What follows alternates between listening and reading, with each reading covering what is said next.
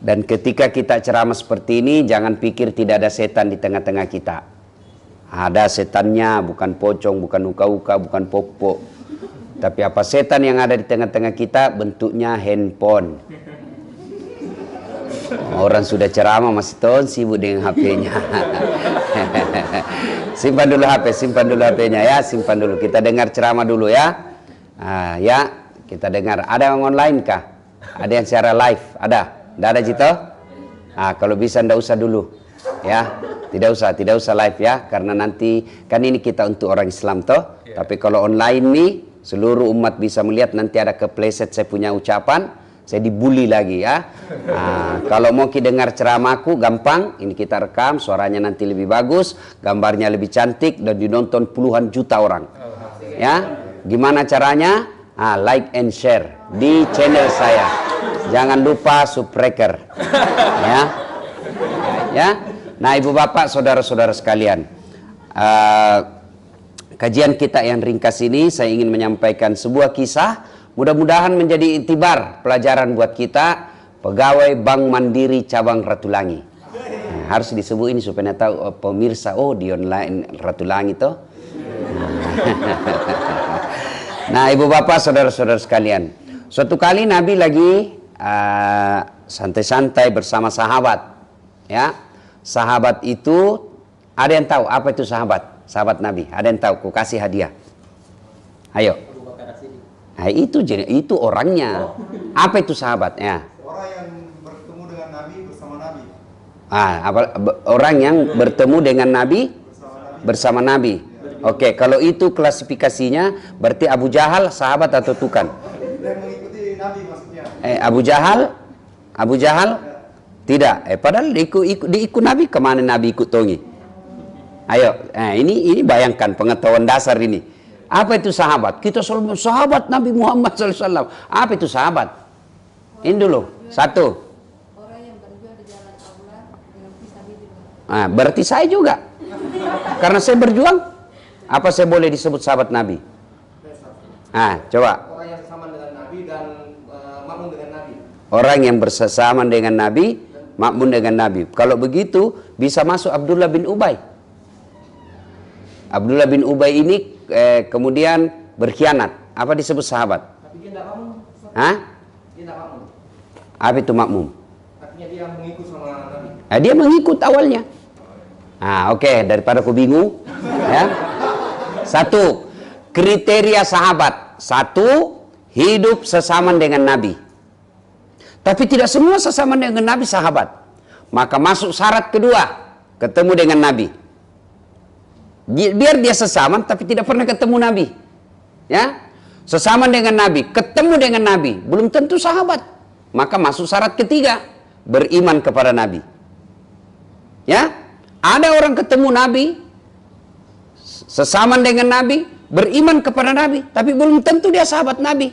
Kenapa? Syarat yang keempat, dia harus beriman kepada Nabi sampai akhir hayatnya. Karena ada orang beriman kepada Nabi, tapi tidak sampai akhir hayatnya, yaitu yang membelot, yang berkhianat ketika perang Uhud. Abdullah bin Ubay tadinya beriman, tapi kemudian murtad kembali. Tidak boleh disebut sahabat.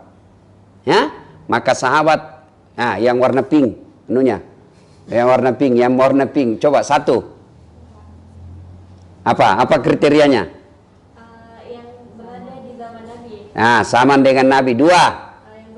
Ketemu dengan Nabi. Tiga, beriman kepada Nabi. Empat, yang bersama dengan Nabi sampai di akhir. Itu cocok, pantas masuk Bank Mandiri. Ya. Kalau tidak tahu tadi itu berarti penyelundup. Ya, ini syarat. Ini pengetahuan awal ya, sahabat Nabi. Nah, beliau lagi bersama sahabat. Tiba-tiba datanglah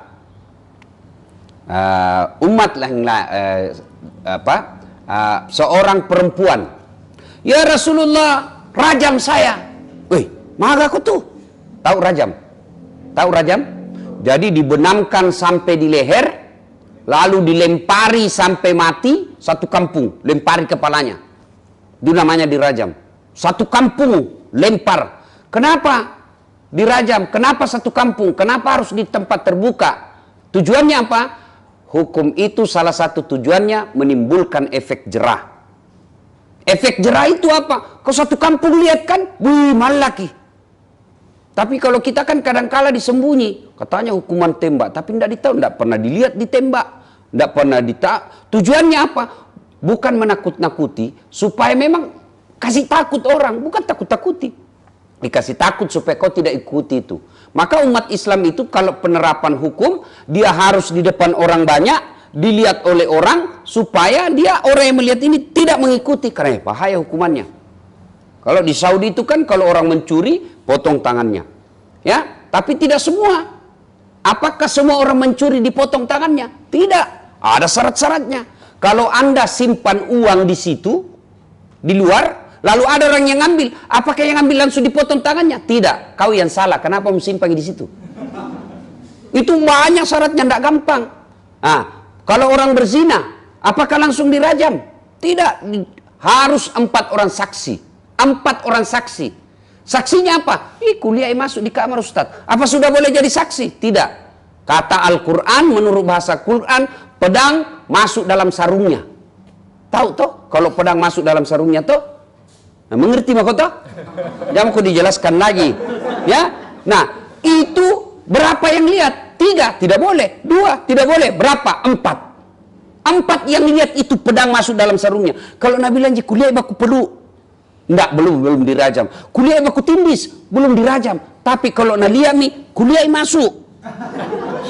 4 orang yang lihat, baru boleh dirajam. Coba, jadi tidak gampang itu menerapkan. Kenapa? Karena Islam sangat menghargai jiwa. Ya Rasulullah, rajam kak. Kata Nabi, kenapa? Matampuk kak. Saya hamil di luar nikah. Oh, kalau ini diterapkan, banyak sekali. Wih. Hamil dari suaminya, deh beleng-beleng. Rajam saya. Kata Nabi, kenapa? Saya hamil di luar nikah. Betul kok. Iya ya Rasul. Kata Nabi, kalau begitu, kau balik dulu. Apa? Besarkan dulu kandunganmu. Pelihara dulu kandunganmu. Lahirkan dulu itu anak. Sudah melahirkan. Ya Rasulullah, saya sudah melahirkan, rajam saya. Kenapa? Lebih baik saya dihukum di dunia daripada apinya neraka. Oh, jangan coba-coba. Api itu kan ada 4 tingkatan. Ya? Api yang pertama warnanya merah. Ini apinya pakaluru. Ada yang merokok di sini? Mudah-mudahan tidak ada yang merokok. Pasial-siali. Nah, itu warna merah toh? Dibakar 1000 tahun, berubah menjadi warna biru. Apinya kompor gas. Dibakar lagi 1000 tahun, menjadi warna putih. Itu yang dipakai di tambang biasa. Memotong-motong baja. Ada kan biasa dilihat, kenapa terpisah? Nah, kayak tidak disentuh. Nah, itu apinya sudah menjadi warna putih. Dibakar lagi 1000 tahun, menjadi hitam. Ini apinya neraka. Dan api 67 kali lipat, panasnya api di dunia baru sama panasnya api neraka. Kata Nabi, neraka paling ringan apinya itu, kalau kau ambil kerikilnya neraka yang paling kecil, kau letakkan di telapak kakimu, saking panasnya mendidih sampai ke otaknya. Itu yang paling ringan. Bayangkan begitu Pak. Diletakkan di kaki yang paling kecil, saking panasnya mendidih sampai ke otak. Saya pernah nonton itu film G30 SPKI, yang dicucuk matanya dengan puntun rokok. Ngeri betul, tidak bisa saya lupa sampai sekarang. Itu baru puntun rokok. Ini apinya langsung bos. Maka dia berkata, ini perempuan daripada api neraka, lebih baik saya dihukum di dunia. Kata Nabi, sudah mau melahirkan? Sudah ya Rasul, hukum saya, rajam saya. Kata Nabi, sudah, kau susui dulu itu bayi. Selesai kau menyusui, datang aku ke sini, saya rajam kau. Datang lagi, ya Rasulullah, rajam saya, selesai saya menyusui. Sekarang tidak ada lagi perempuan, hampir jarang perempuan kita lihat mau menyusui. Tahu tidak itu menyusui? Subhanallah, dalam Al-Quran disebut berapa lama? 2 tahun. Dan menurut ahli gizi, inilah ASI yang paling baik. Kenapa paling baik Ustadz? 1, higienis. Tidak perlu kau kasih rinso. Higienis mentong. Tapi kalau botol, ada kuman. Belum tentu higienis. Ya? 2, praktis. Tidak perlu rebus air. Tidak perlu beli gas. Tidak perlu pelidot. Tidak perlu pakai apa, langsung menceplung. Selesai. Iya toh? Buka sedikit. Selesai. Malah ibu-ibu dulu itu di depan orang nak kasih tete anak-anak. Gitu. Sampai sekarang masih ada juga saya pengajian ada anak ibu-ibu nama nak kasih tete anak aku bilang, ibu pelanggaran HAM. Itu praktis, higienis. Apalagi ekonomis, murah. Susu kaleng sekarang ratusan ribu 1 minggu, tapi itu ASI 24 jam tersedia. Kalau habis susu kaleng tertutup toko, jalok mau tiap malam. Kalau ini 24 jam. Ini ibu-ibu, yang calon-calon ibu sambil kerja, tapi jangan lupa susui anaknya. Ya, dan itu sangat luar biasa. Itu sumber imunitas yang baik. Ya, ASI. Nah, sudah Nabi susui dulu. Sudah kau susui, baru kau datang. Ya Rasulullah, selesai aku menyusuinya ya Rasul. Rajam saya ya Rasul. Kata Nabi, besarkan ini dulu. Nanti kalau dia sudah mandiri, bisa menghidupi dirinya, baru kau datang. Baru saya rajam kau. Ya, sudah dibidik. Ya, besarkan, diajari makan. Ya, ibu soal mendidik anak ini ibu ya yang lebih hebat. Coba lihat ibu-ibu tuh, mama.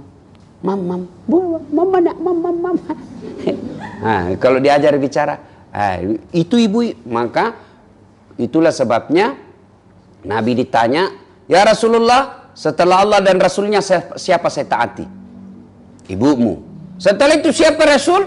Ibumu. Setelah itu siapa? Ibumu. Setelah itu siapa? Bapakmu. Ibu, bapak. Berarti 3 ibu, 1 bapak. Salah paham sih dek. Sensinya ini perempuan kalau ini bicara sensi sekali. Cocok itu. Ibu, bapak. Berarti 1 bapak, 3 ibu. Sensi nanti ibu-ibu itu. Perlu saya jelaskan juga. Perlu saya jelaskan kenapa itu Islam membenarkan poligami. Ini dulu. Nah, aku mak kalah cilaka.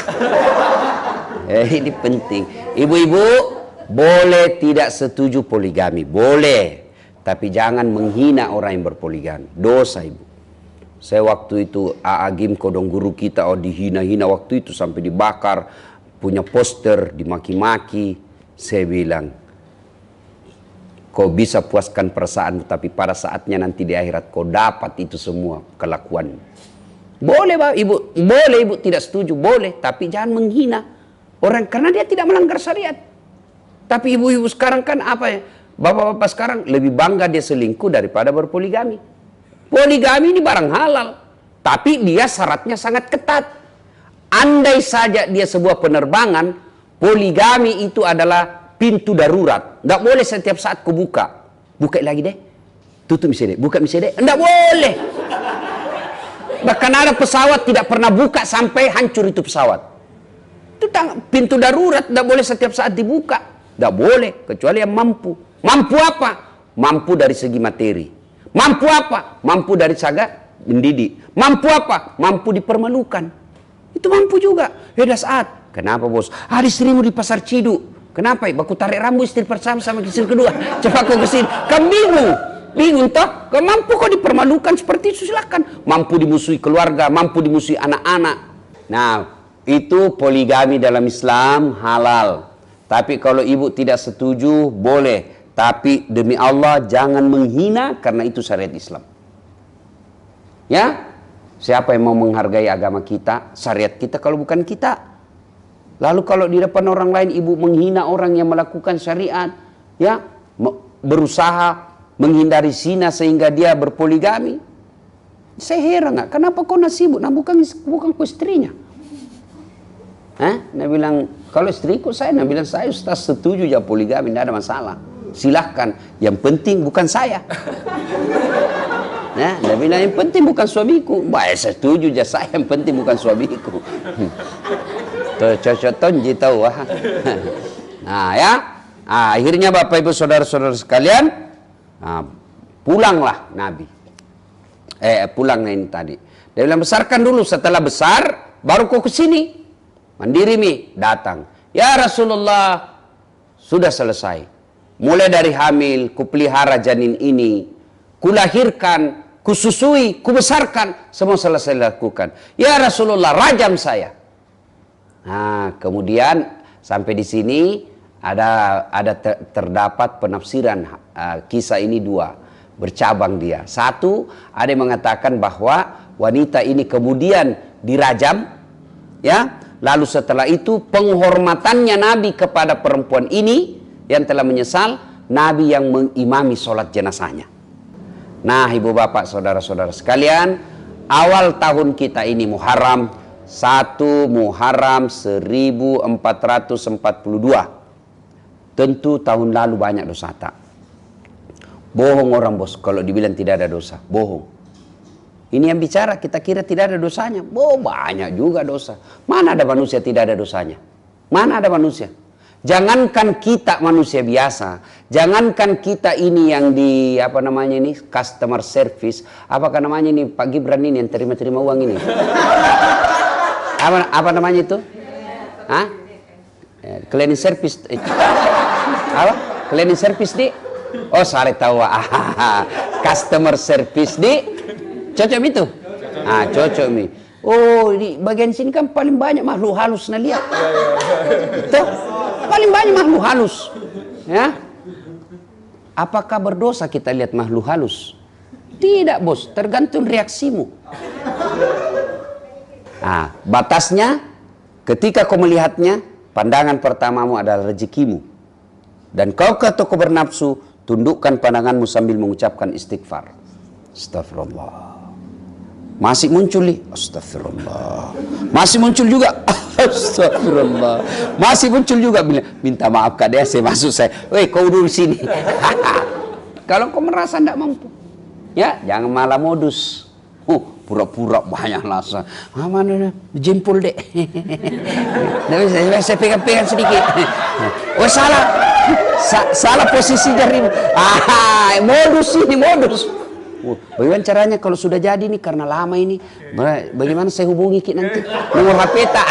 Ini modus ini yang begini ya. Ini semua manusiawi. Manusia tempatnya dosa. Kata Imam Al-Ghazali, siapa sesungguhnya orang baik? Orang tidak punya dosa? Tidak. Kalau orang baik, orang tidak punya dosa, maka demi Allah tidak ada penghuni dunia yang orang baik. Karenanya orang baik itu adalah orang yang apabila dia khilaf, dia salah, lalu dia menyesal, dia akui, tidak ulang, dia ganti dengan kebaikan, maka itulah orang yang baik. Siapa? Orang yang bertobat. Saya khilaf, saya salah, bertobat. Orang baik. Nah, sekarang bagaimana cara bertobatnya? Masuk tahun ini. Ya, bukan berarti bahwa sekali di setahun kita taubat, tidak. Tiap hari bagus. Kapan Ustaz? Selesai salat maghrib. Nunggu Isya. Selesai salat maghrib, nunggu salat Isya, bertaubat. Hilap Kak tadi ini. Modus Kak, kupegang tangannya ini nasabah tadi. Hilap Kak, ya Allah, ya ampuni saya, Allah, ampuni Kak, hilap Kak, ya Allah. Yang paling penting doa. Ya Allah, berikan saya kesanggupan tidak mengulangnya. Karena kadangkala tanpa hidayah dari Allah kita ulang lagi. Datangi lagi dua minggu yang akan datang. Batu misalnya. Mati mak datangi lagi. Ulang lagi. Ya, maka kita minta, Rabbana la tusik qulubana ba'da is hadaitana wa hab lana min ladunka rahmah. Ya Allah, jangan kau palingkan hati hamba setelah engkau berikan hidayah. Minta tolong terus kepada Allah. Kenapa? Hidayah bukan dari ustaz. Hidayah bukan dari pinca. Hidayah bukan dari orang tua. Hidayah datang dari Allah. Maka kita minta kepada Allah, ya Allah berikan saya hidayahmu untuk saya tidak ulang lagi. Cara tobatnya lagi, perbanyak istighfar. Astaghfirullahaladzim wa atubu ilaihi la ilaha illa anta subhanaka inni kuntu minadz zalimin. Astaghfirullah Rabbal baroya, astaghfirullah minal hataya. Boleh Bapak ulang-ulang itu. Selesai sholat, tengah malam, ya. Ibu betul-betul merasa berdosa. Salahkah ya Allah? Salahkah saya berkhianat? Saya hianati suamiku ya Allah. Ku balas WhatsAppnya cintaku yang waktu ku kuliah ya Allah. Akhirnya domba-domba lagi. Ya Allah, ya Allah, ampuni saya. Engkau sat pemelihara hati. Pelihara hati saya ya Allah. Minta pertolongan karena tanpa hidayah pasti kita ulang. Yang selalu saya istilahkan tobatnya ibu hamil. Pernah kali ibu hamil melahirkan? Tobat-tobat gitu toh. Udah mau mak pak, toba mak terakhir mini tarai, cau maka terakhir mini pak, ndak mau mak lagi hamil. 7 bulan kemudian, hamil sudah toba, ya, ya ayyuhalladzina amanu tuba ilallahi taubatan nasuha.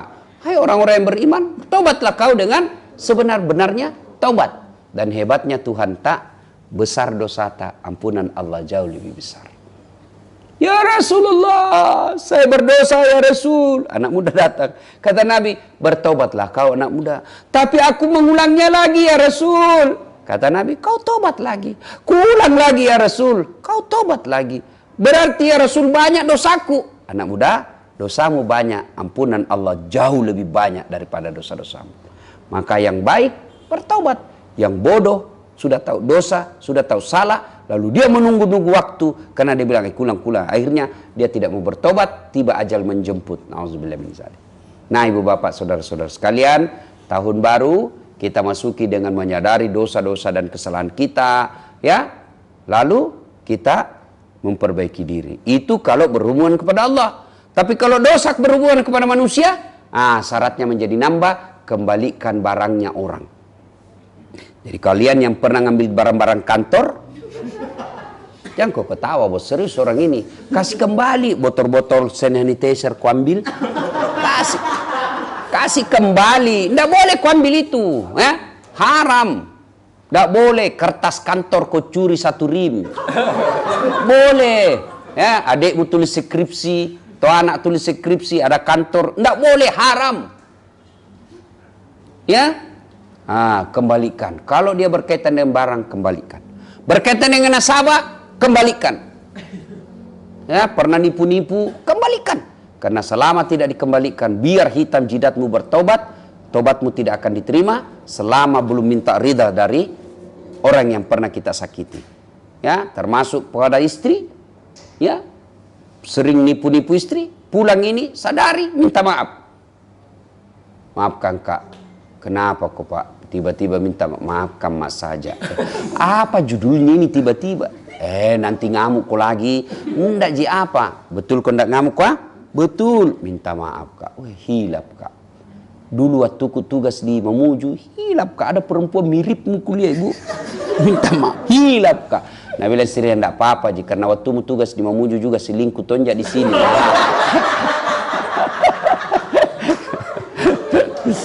Nah, ya. Ibu bapak, saudara-saudara sekalian, taubat tidak berkaitan dengan umur. Taubat tidak berkaitan dengan pekerjaan. Taubat berkaitan dengan dosa. Berarti mengaku berdosa, bertobat. Dan tidak ada manusia tidak punya dosa. Karenanya jangan tunda-tunda untuk bertobat. Segeralah bertobat. Semakin cepat, semakin lebih baik. Tapi kuulang lagi. Fala tayasu min rauhillah. Jangan kau putus asa akan rahmat Allah. Allah pasti mengampuni dosa dan kesalahan. Demikian, mudah-mudahan ada manfaat. Lebih dan kurangnya mohon dimaafkan. Assalamualaikum warahmatullahi wabarakatuh.